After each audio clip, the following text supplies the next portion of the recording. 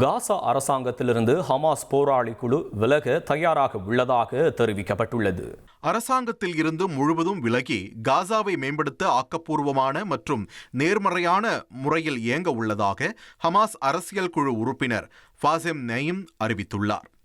போர் நிறுத்த ஒப்பந்தம் ஐநாவால் ஏற்றுக்கொள்ளப்பட்ட போதிலும் தடைகளை எதிர்கொள்வதாகவும் இஸ்ரேல் பிரதமர் நெத்தன்யாகு தன் வாக்குறுதிகளை மீறி நிலைமையை மோசமாக்குவதாகவும் குற்றம் சாட்டப்பட்டுள்ளது.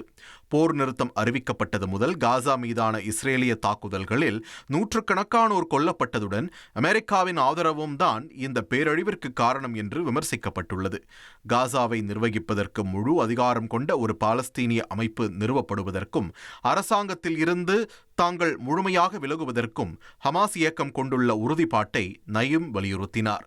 காசாவில் போர் நிறுத்த ஒப்பந்தம் அமலுக்கு வந்ததில் இருந்து இஸ்ரேல் தாக்குதலில் கொல்லப்பட்ட பாலஸ்தீனியர்கள் எண்ணிக்கை 439 அதிகரித்துள்ளதுடன் 1223 பேர் படுகாயமடைந்துள்ளனர். போர் துவங்கியது முதல் இதுவரை 71,409 பாலஸ்தீனியர்கள் கொல்லப்பட்டதுடன் 1,71,000 அதிகமானோர் கொல்லப்பட்டுள்ளதும் குறிப்பிடத்தக்கது. இனி செல்லும் இடமெல்லாம் செய்தி. தந்தி டிவியின் வாட்ஸ்அப் சேனலை ஃபாலோ பண்ணினா செல்ல இருக்கும் இடமெல்லாம் செய்தி.